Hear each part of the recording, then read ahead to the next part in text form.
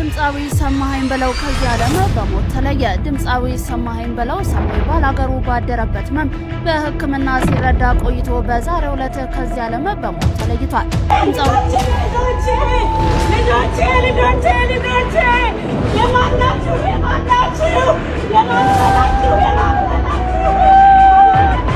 ባለቤቴ ወይዘሮ ገበያነች አባተ ትባላለች። የዛው የባህር ዳር ልጅ ናት። 4 ልጆች አፍርታልኛለች። 4 ልጆች አይተናል። ይሄ አዲስ ነው ለኔ። 4 ልጆች አይተናል። በትዳር ደግሞ ከ35 ዓመት አካባቢ ሆነናል። ያን ላይ መኖር ከጀመርን የባህል ሙዚቃው ንጉስ የሀገር ፍቅርና የወግ አምባሳደሩ ሰማኸኝ በለው ሰሜ ባላገሩ ከዚህ ዓለም በሞት ተለይቷል። በድንገተኛ ህመም በሕክምና ሲረዳ ቆይቶ በተወለደበት በዛሬው ዕለት ሰኔ 8 ቀን ሕይወቱ ማለፉን ቤተሰቦች አረጋግጧል። ህዝቡ የሚፈልገው አሁንም ቢሆን ሰላም ነው የሚፈልገው። ህዝቡ ጦርነት አይፈልግም። እናንተ ስልጣን ለማራዘም ስትሉ ጦርነት የሚታውጁ መሪዎች ጥንቃቄ አድርጉ። ሰላም ለእናንተ እንደምን አላችሁ እንደምን ቆያችሁ? እንግዲህ በዛሬው ቪዲዮ እጅግ በጣም ልብ ሰባሪ አሳዛኝ ሰበር ዜና ተሰምቷል። እሱም ምንድነው? የባህል ሙዚቀኛ አቀንቃኙ ታዋቂውና በብዙዎች ዘንድ ተወዳጅ ያለው ሰማኸኝ በለው ዛሬ እንግዲህ ሰኔ 8 2018 ዓመተ ምህረት ህይወቱ ማለፉን ተገልጿል። ከዚህ ዓለም ድካም አርፏል። በእውነት እንግዲህ ይቻለም ድካሟ ብዙ ነው፣ ይቻለም ጣጧ ብዙ ነው። ከዚህ ዓለም ድካም ማረፉ ተገልጿል። ቤተሰቦችን አድርገዋል። እንግዲህ በዛሬው ዕለት የታዩ መረጃዎች ምን ነበር? እንግዲህ ሰማኸኝ በለው ከሞቱ በፊት የተናገረው ነገር ምንድነው? እሱን የማሳያችሁናል። እንዲሁም ደግሞ ሰማኸኝ በለው ማን ነው፣ ምን አይነት ቤተሰቦች ነበሩት የሚለውን በዛሬው ቪዲዮ የምንመለከተው። እንዲሁም ደግሞ ከአርሲ ጋር በተያያዘ የምናያቸው ጉዳዮች ይኖራሉ። እስኪ አስቀድመን የሰማኸኝ በለውን ዜና ረፍት እንስማ። ምን ነበር? ምን አጋጠመው? በምን ምክንያት ነው የሞተው የሚለውን ይህንን ቪዲዮ እንመልከተው። እጅግ አሳዛኝ ዜና ተሰምቷል። ታዋቂው የባህል ሙዚቀኛ ከዚህ ዓለም በሞት ተለይቷል። ሁላችሁም በኮሜንት ላይ ነፍስ ይማር በሉ። በበርካቶች ዘንድ እጅግ የሚታወቀውና የባህል ሙዚቃ አምባሳደሩም ድምፃዊ ሰማኸኝ በለው ከዚህ ዓለም በሞት ተለይቷል። ድምፃዊው ባደረበት ድንገተኛ ህመም ምክንያት በሕክምና ሲረዳ ቆይቶም በዛሬው ዕለት ሰኔ 8 2018 ዓ.ም ከዚህ ዓለም በሞት ተለይቷል። ድምፃዊ ሰማኸኝ በለው ባለትዳርና የ4 ልጆች አባት እንደሆነ ይታወቃል። ለድምፃዊው ነፍስ ይማርልን፣ ለመላው ቤተሰቦቹና የኪነ ጥበቡ አፍቃሪያን መጽናናትን ይስጥልን። የባህል ሙዚቃው ንጉስ የሀገር ፍቅርና የወግ አምባሳደሩ ሰማኸኝ በለው ሰሜ ባላገሩ ከዚህ ዓለም በሞት ተለይቷል። በድንገተኛ ህመም በሕክምና ሲረዳ ቆይቶ በተወለደበት በዛሬው ዕለት ሰኔ 8 ቀን ሕይወቱ ማለፉን ቤተሰቦች አረጋግጧል። ሰማኸኝ በሙዚቃዎቹ የሀገራችንን ባህልና ታሪክ በኩራት ያስተዋወቀ፣ በሙዚቃው ኢንዱስትሪ ውስጥ ደማቅ አሻራን ጥሎ ያለፈ ታላቅ ከያኒ ነበር። ባለትዳርና የ4 ልጆች አባት የነበረው ሰሜ ባላገሩ ስራዎቹ ሁሌም በኢትዮጵያውያን ልብ ውስጥ ለዘላለም ይኖራል። ለቤተሰቦቹ፣ ለወዳጅ ዘመዶቹ፣ ለአድናቂዎቹ በሙሉ መጽናናትን እንመኛለን። ፈጣሪ ነፍሱን በገነት ያኖራት። በዚህ ሰዓት በተሰማ አሳዛኝ መረጃ በኢትዮጵያ የባህል ሙዚቃ አፍቃሪዎች ዘንድ እጅግ የሚወደደውና ሰሜ ባላገሩ በሚል ቅጽል ስሙ የሚታወቀው ድምፃዊ ሰማኸኝ በለው ከዚህ ዓለም በሞት ተለይቶናል። ድምፃዊው ባደረበት ህመም በሕክምና ሲረዳ ቆይቶ ዛሬ ማረፉ ተሰምቷል። ሰማኸኝ የበርካታ ተወዳጅ የባህል ሙዚቃዎች ባለቤት፣ የ4 ልጆች አባትና ባለትዳር ነበረ። ለቤተሰቦቹና ለአድናቂዎቹ መጽናናትን እመኛለሁ። ነፍስ ይማርልን። በእውነት እንግዲህ ሁላችንም ነፍስ ይማር ማለትን አንዘንጋ። ያው የሰው ልጅ ኑሮ ወደዚህ ነውና ወደ አፈር እንደሚገባ እንደሚመለስ የሚታወቅ ነው። ቢሆንም ግን ታዲያ ነፍስ ይማር ማለትን ሁላችንም ልናደርገው የሚገባ ነገር ነው።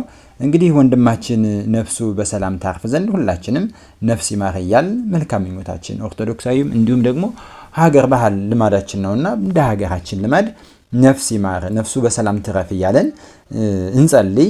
መልካም የሆነውን ነገር ቃል ከአንደበታችን እንዲወጣ ማለት ነው። እንግዲህ ሰማኸኝ በለው በጣም ተወዳጅ የሆነ ሙዚቀኛ ነው። እጅግ በጣም ደግ ስራዎችን ይሰሩ። በተለይ በባህር ዳርና በአካባቢው ዙሪያ ታዳጊዎችን በማሰልጠን ታዳጊዎችን ወደ ስራ እንዲገቡ ወደ ሙያው ወደሚያዘነብሉበት ችሎታ በጣም ብዙ ድጋፍ ያደርግ ነበር። በጎነትን የተላበሰ መልካም ሰው እንደነበረ ብዙ መረጃዎች እየወጡ ነው። የሚያውቁ ሰዎች ይህንን እየተናገሩ ይገኛሉ ማለት ነው።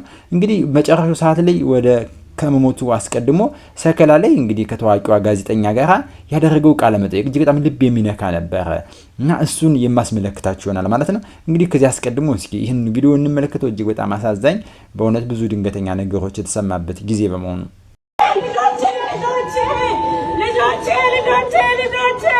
የማናችሁ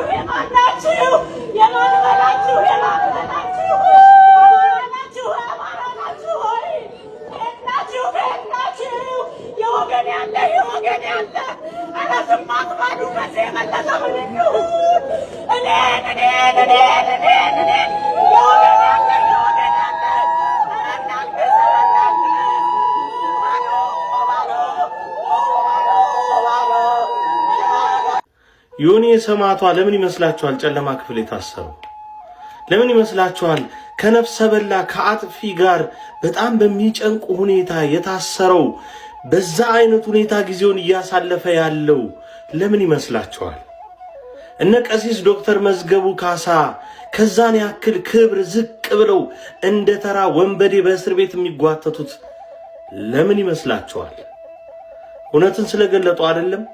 በእያንዳንዱ ሁኔታ ኦርቶዶክስ ተዋሕዶ ቤተክርስቲያን ላይ የሚፈጸመውን ጥቃት በስሙ ስለጠሩ ነው አይደለም?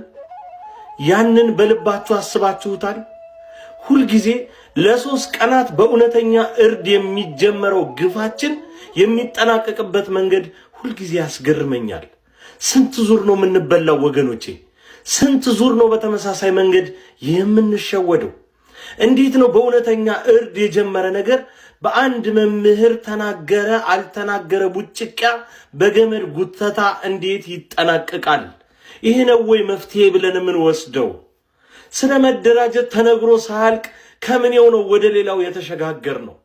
አረነውም እንደዚህ ቅዱስ አጀንዳዎች እንደውም ቢተው ምንም አይደለም። እነዛ እርኩሳን አጀንዳዎችን የተቀበልነው በየትኛው ጫንቃችን ነው? እንዴት ነው እንደዚህ የእውር ድንብር አካሄድ ውስጥ የገባ ነው? እንዴት ልባችን እሺ አለን? ኦርቶዶክስ ተዋሕዶ ቤተክርስቲያን የሚለው ግዙፍ አካል እነዛ የቀደሙ አባቶቻችን በጥንቃቄ ከነሱ ወደኛ ያስተላለፉልን ያቺ ንጽሕት ኦርቶዶክስ ተዋሕዶ ቤተክርስቲያን ምን ነው ልባችን ላይ እንደዚህ እርክስ አለች? ሁልጊዜ የሚበላን ውሃ የሚበላን ንፍር ውሃ እንዴት አንድ አይነት ይሆናል?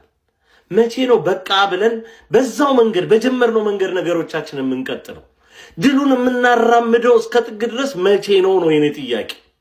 ስንተባበር እንደምናስፈራ የተረዱት እኮ ጠላቶቻችን በደንብ ሰርተውብን ምድረ ብላክ ሚሊስት ሰብስቦ እኮ ነው ሲጫወትብን የሚውለው። በገሌ መፋታት መተሳሰር፣ በገሌ ከእስር ቤት መውጣት መግባት ሲያተራምሰን የሚውለው በየፎቶግራፎች የምንለከፍበትን ልክፍት ስለተረዳ ነው እኮ የቤተ ክርስቲያናችንን ምስል ነቅሎ ከልባችን ያረገፈው።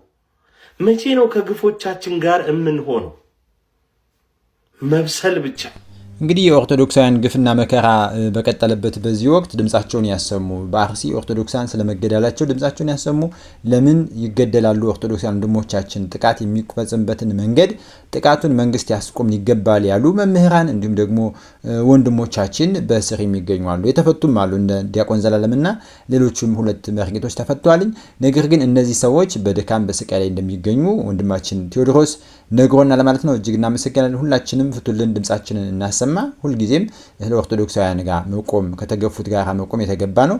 እስኪ ሰማኸኝ በለው በአንድ ወቅት ምን ብሎ እንደነበረ ከራኬብ ጋር ከጋዜጠኛ ራኬብ ጋር ያደረገውን ቃለ መጠይቅ እንመልከተው እስኪ። ቤተሰብ እንግዲህ እኔ እግዚአብሔር ይመስገን የተባረከ ቤተሰብ ሰጥቶኛል። ባለቤቴ ወይዘሮ ገበያነሽ አባተ ትባላለች። የዛው የባህር ዳር ልጅ ናት። 4 ልጆች አፍርታልኛለች።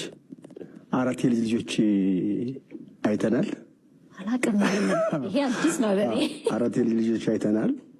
በትዳር ደግሞ ከ35 ዓመት አካባቢ ሆኖናል። እንግዲህ አንድ ላይ መኖር ከጀመርን ይሄ ጓደኝነቱ የትምህርት ቤቱ ሳይጨመር ነው። ከትምህርት ቤት ነው የተጀመረው።